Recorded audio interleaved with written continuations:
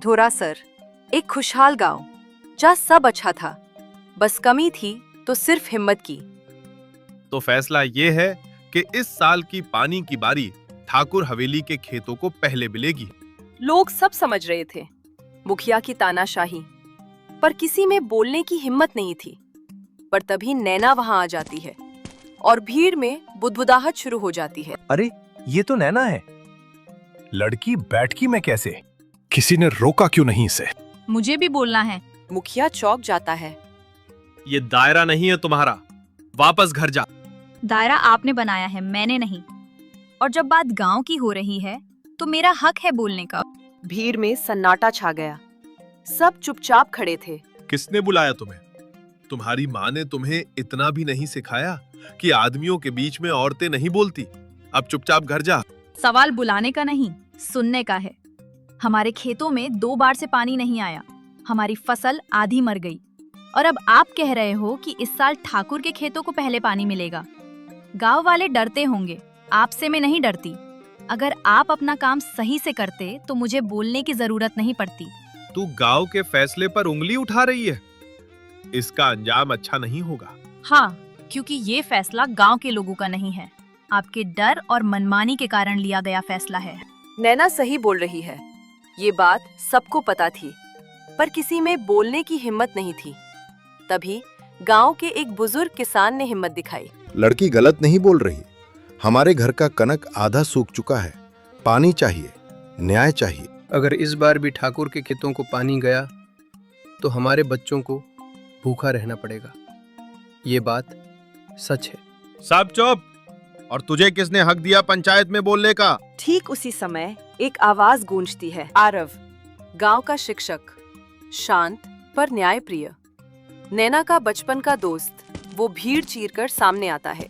मैंने दिया है और मैं पंचायत के नियम जानता हूँ। कहाँ लिखा है कि औरतें नहीं बोल सकती? मुखिया नाराज होकर खड़ा हो जाता है।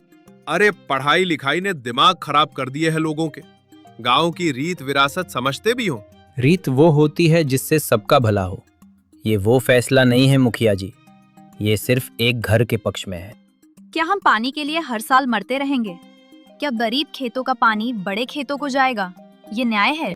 भीड़ में खुसफुस बंद, अब कान खड़े हैं सबके। तभी ठाकुर का आदमी रतन गुस्से से आकर बीच में बोलता है। अरे छोरी, अपनी औकात में रह। कितना बड़ा मुंह खोल दिया तूने। औकात काम से बनती है और काम मैं तुमसे ज्यादा कर सकती हूँ। कम से कम किसी की चमचागिरी करने के चक्कर में लोगों के साथ अन्याय की भागीदार नहीं बनती मैं। मन ही मन सब वाह वाह कर रहे होते हैं। तभी रतन लाठी उठाने लगता है, पर तभी आरव उसका हाथ पकड़ लेता है। हाथ नीचे, ये पंचायत है, अखाड़ा नहीं। नैना सीधे गांव वालों की तरफ मुड़ती है और कहती है, एक सवाल पूछती हूँ सबसे, क्या हम हर बार दबते रहेंगे? क्या हमारा हक सिर्फ डर के कारण छीना जाएगा? अगर हमारी जमीन पर पैदावार कम हो गई तो क्या ठाकुर हमारे घर अनाज भेजेंगे? नहीं ना। सब चुप थे, पर इस बार चुप्पी डर के कारण नहीं है, सोच के कारण है। तो फिर बोलना सीखो, वो जो तुम्हारे हक का है उसे मांगना सीखो। एक बूढ़ा किसान चेला राम बोलता है। आज पहली बार किसी ने हिम्मत दिखाई है, वरना हम तो सारा जीवन ऐसे ही झेलते रहते। मुखिया गुस्से में फटने वाला लगता है।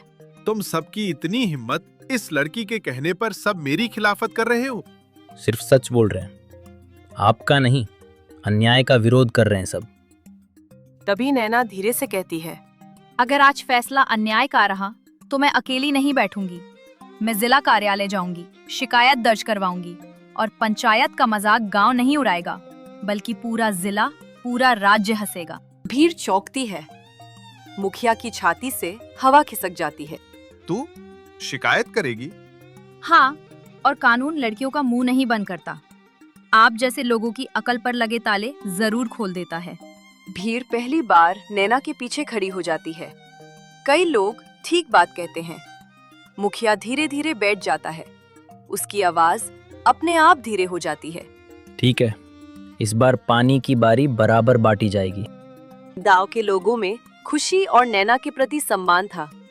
तभी आरव नैना से कहता है, तूने बदल दिया गांव।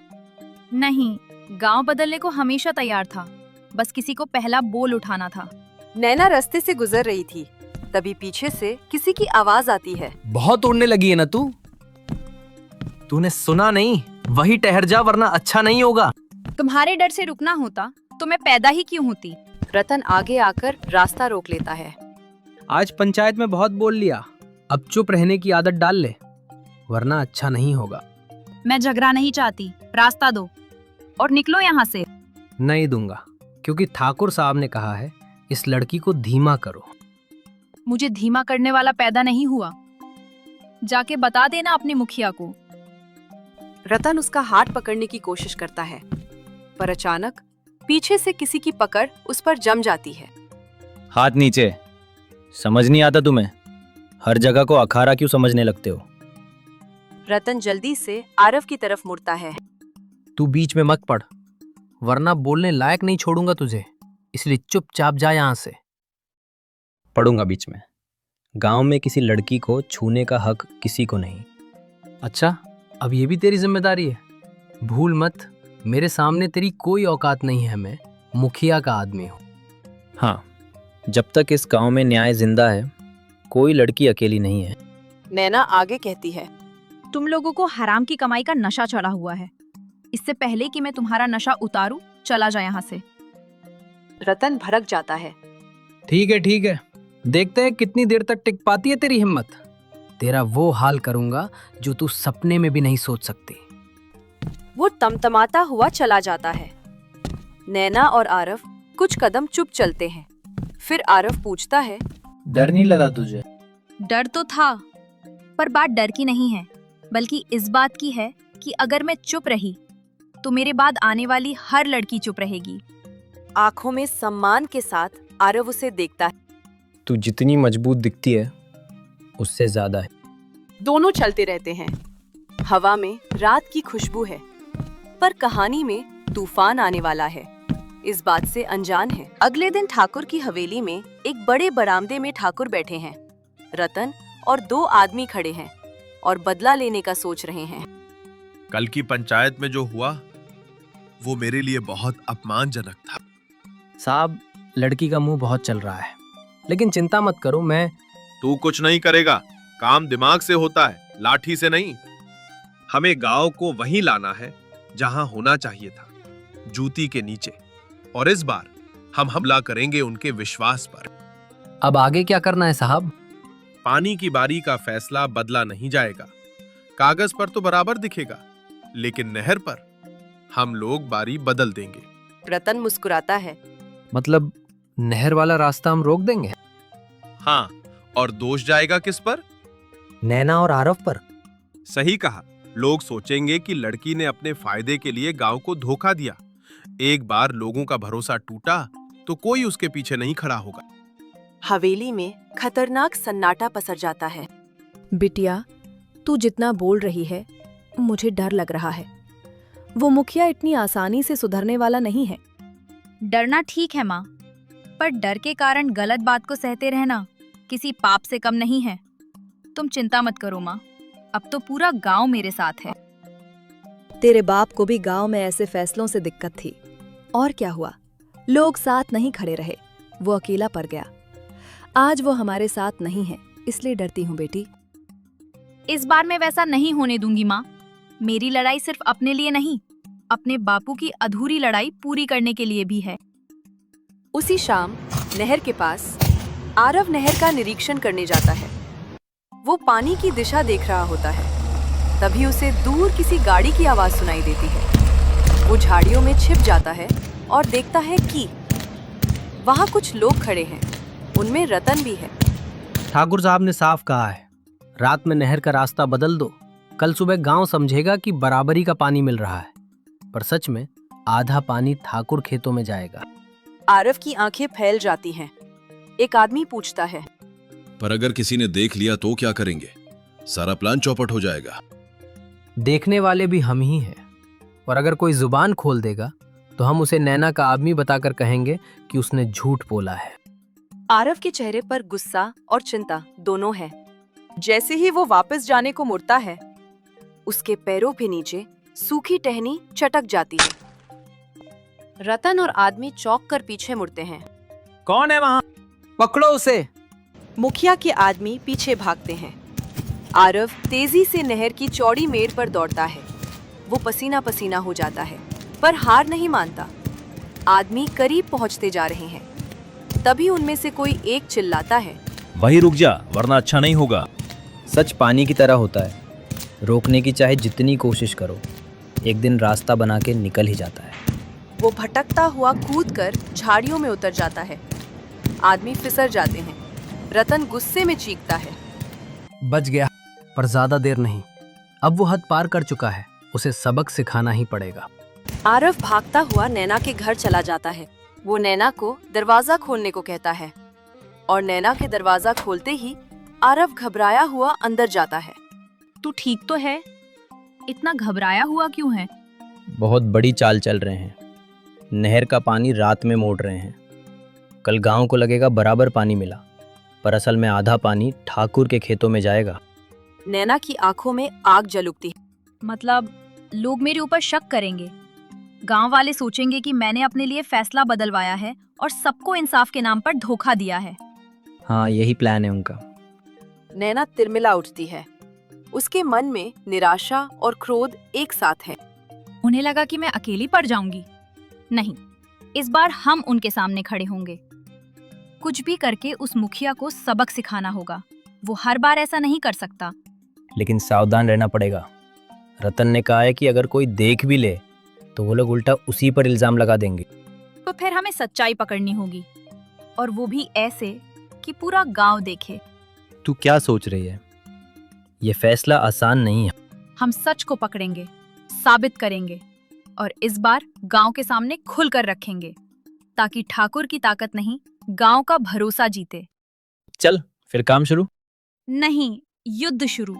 धोखा हुआ है, हमारे पानी के साथ खेल हुआ है। मैंने अपनी आंखों से देखा है।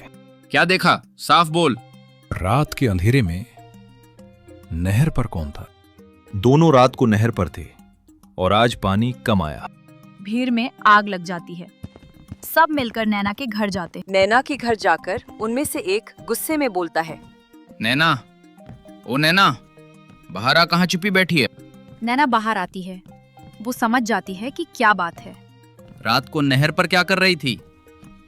जो तुम सबके लिए सही था। आ गई सच की देवी।